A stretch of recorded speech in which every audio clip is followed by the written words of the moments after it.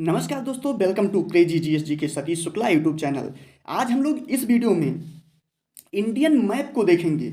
Indian map जैसे इसका slogan है हमारा, बिना मानचित्र के जीएस पढ़ना केवल समय की बर्बादी है, इससे ज़्यादा कुछ नहीं। तो यहाँ पर आप लोग देख सकते हैं, यहाँ एकदम बेसिक से हम स्टार्ट करेंगे।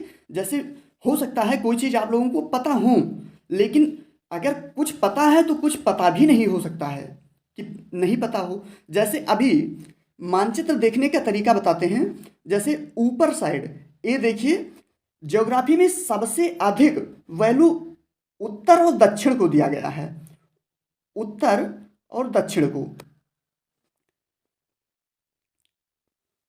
और क्योंकि जो चुंबक होता है, चुंबक केवल नॉर्थ और साउथ में ही जाता है, उत्तर और दक्षिण में ही जाता है। जैसे जहाज में जो यांत्रिक जहाजें होती हैं, वहाँ पर पानी वाली जहाज है, पनडुब्बी है, उसमें केवल कंपास से ही काम चलाया जाता है। कंपास वो कभी गलत नहीं हो सकता, चाहे कोई भी मौसम हो, कहीं भी हो, तो वो अपना दिशा सही बताएगा। इसलिए नॉर्थ साउथ को विशेष वैल्यू दिया गया है। और इधर देखिए, ये है पूरब और पश्चिम। ये हो गया पूरब, ईस्ट, और ये हो गया वेस्ट। तो ये तो चार दिशाएं हो गई।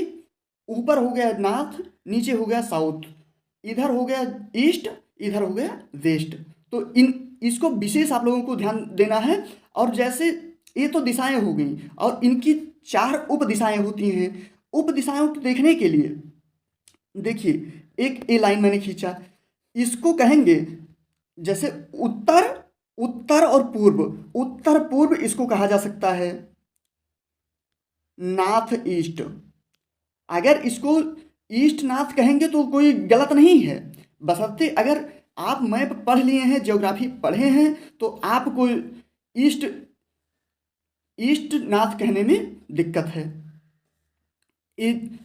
आप लोगों को नॉर्थ ईस्ट ही कहना है। जैसे इधर का है, इधर इसको नॉर्थ वेस्ट कहेंगे, इसे नॉर्थ वेस्ट कहेंगे। इधर है साउथ ईस्ट, इसे साउथ ईस्ट कहेंगे, और इसको साउथ वेस्ट कहेंगे। तो ये उप दिशाएं जो हैं, ये पता हो गई आप लोगों को। जैसे कोई आप ज्योग्राफी पढ़े हैं, आप मैप पढ़े हैं, आपसे अगर ये गलती होती है तो ये बड़ी बात है। जो नहीं पढ़ा है उसके लिए कोई बड़ी बात नहीं है। जैसे कोई डॉक्टर है, उससे आप कहिए कि हाँ गोली चलाना आपको आता है, तो उसका जो काम है ऑपरेशन करना, उसको ऑपरेशन करना आता है। गोली चलाना तो फौजी का काम है, फौजी को अगर गोली चलाना नहीं आता तो वहाँ गलत बात है। तो इसलिए इन इन चीज़ों का विशेष ध्यान देना है आपको। उत्तर उत्तर पूर्व, इसे उत्तर पूर्व कहेंगे, इसे उत्तर उत्तर पश्चिम कहेंगे, इसे दक्षिण पूर्व कहेंगे, इसे दक्षिण पश्चिम कहेंगे। इसका आप लोगों को विशेष ध्यान देना है। ज्योग्राफी, हम जो ज्योग्राफी हो या ज्योग्राफी पॉलिटी, सब सब्जेक्ट में मैप अनिवार्य है। क्योंकि अभी हम यहाँ दिखाएंगे कि कहाँ कहाँ से इसकी ज़रूरत पड़ती है।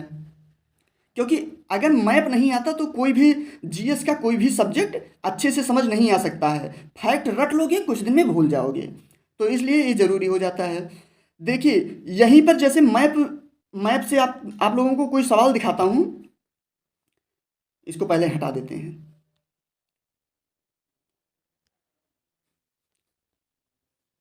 मैप का सवाल देखिए, मैप का सवाल है ए।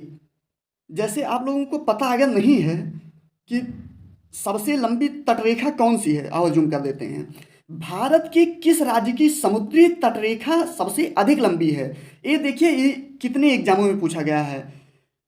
1 2 3 4 5 6, 6 बार इसको पूछा गया है। अब आप लोगों को यहाँ अगर इसको ना दिखाया जाए तो आप वैसे किसी किसी को ये नहीं कहते कि हाँ पता ही नहीं होगा, लेकिन किसी किसी को पता होगा, किसी को नहीं पता होगा।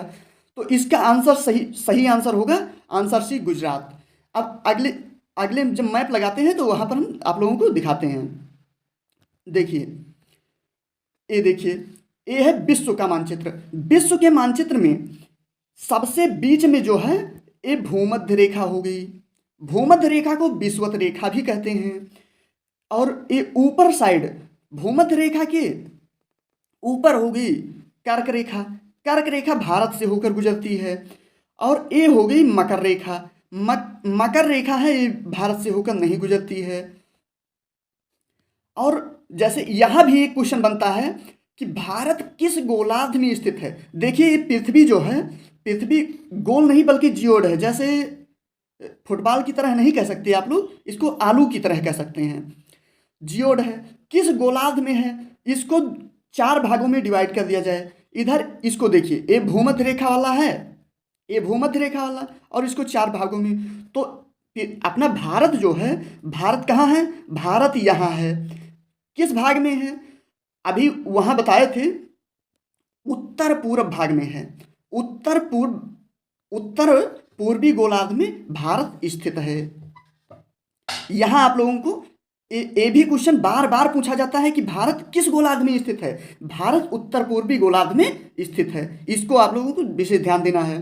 चलते हैं इंडियन मैप को दिखाते हैं। इंडियन मैप देखिए, यहाँ पर जैसे आप लोगों को अभी किसी को पता हो सकता है, किसी को नहीं पता हो सकता है कि कन्याकुमारी कहाँ है। जो उत्तरी बिंदु है वो इंदिरा कॉल है।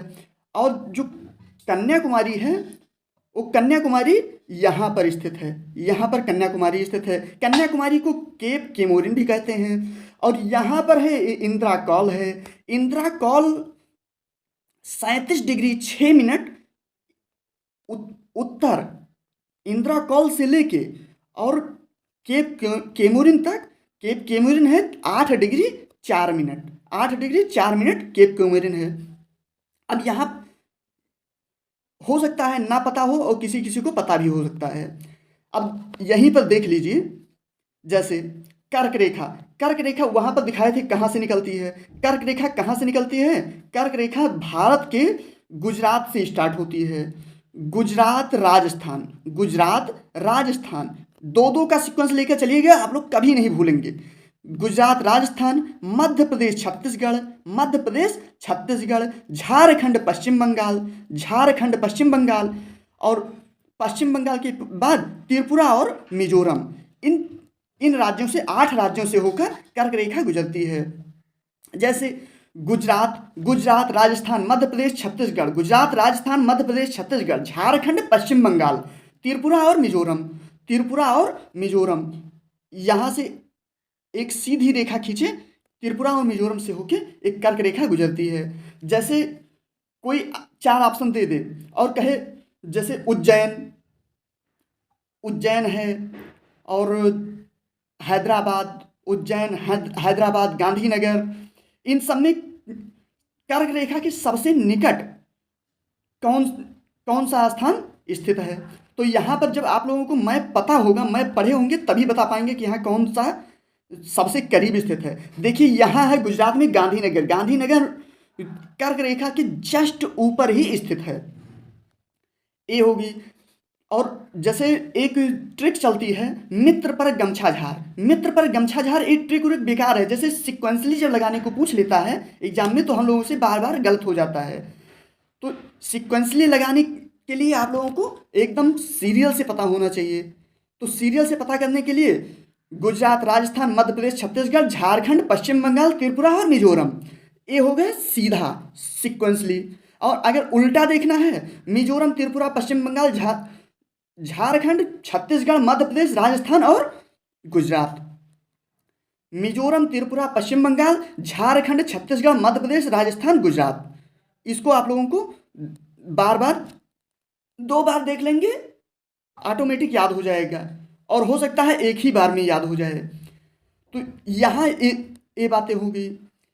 यही जैसे मैप हम लोगों के लिए इतना ज़रूरी है। जैसे हमारी शरीर है, शरीर में जैसे फेफड़ा है, किडनी है, हृदय है, आँख है, कान है, नाक है, ये सब कब कार्य करेंगे, जब हमारे शरीर में ब्लड होगा।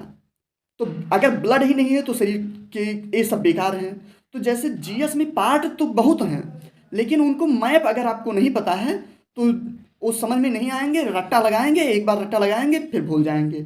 और मैप अगर समझ में आ गया तो बिना मैप के आप लोग जीएस नहीं पढ़ेंगे, और अगर मैप से पढ़ लिए एक बार तो हमेशा के लिए आपका जीएस कंप्लीट हो जाएगा।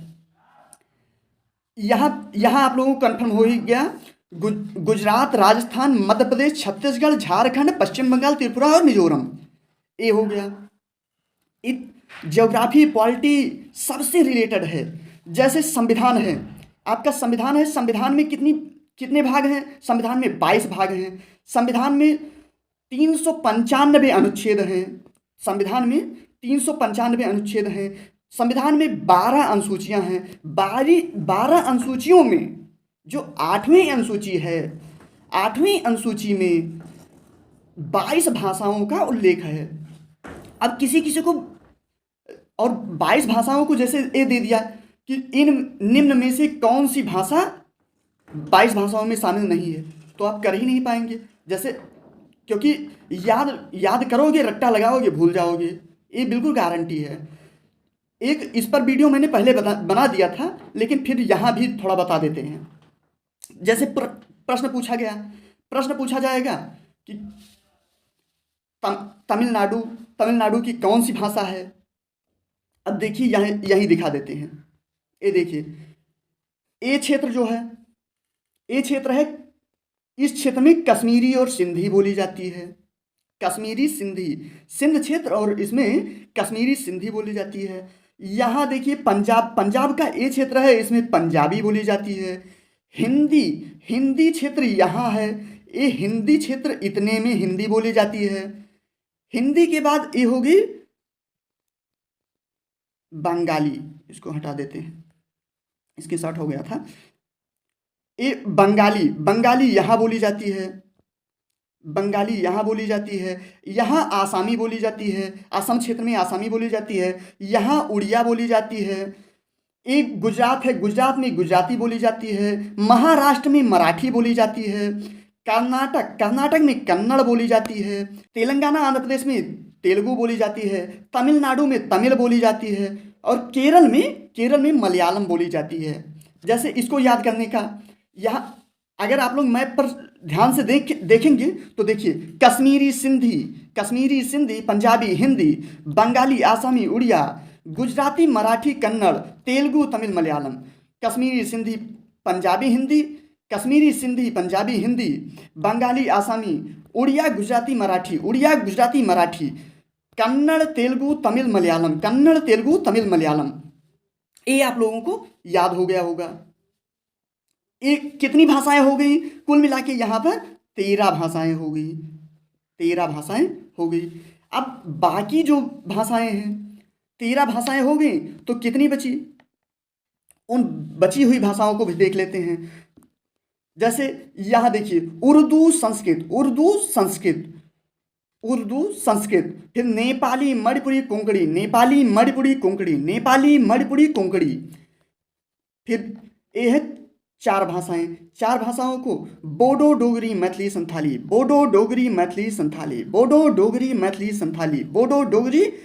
संथाली। यहाँ ध्यान से आप लोग देखिएगा, कश्मीरी सिंधी, पंजाबी, हिंदी, बंगाली, आसामी, उड़िया, गुजराती, मराठी, कन्नड़, तेलुगु, तमिल, मलयालम, कश्मीरी सिंधी, पंजाबी, हिंदी, बंगाली, आसामी, उड़िया, गुजराती, मराठी, कन्नड़, तेलुगु, तमिल, मलयालम। उर्दू संस्कृत, नेपाली, मणिपुरी, कोंकणी, बोडो, डोगरी, मैथिली, संथाली। ये इंडियन मैप का ये परिचय था। सामान्य परिचय में आप लोग देखें कि कैसे, किस सब्जेक्ट से ये कैसे रिलेटेड है, क्योंकि हर सब्जेक्ट आसान होगा, मैप पढ़ लेने के बाद आसान होगा।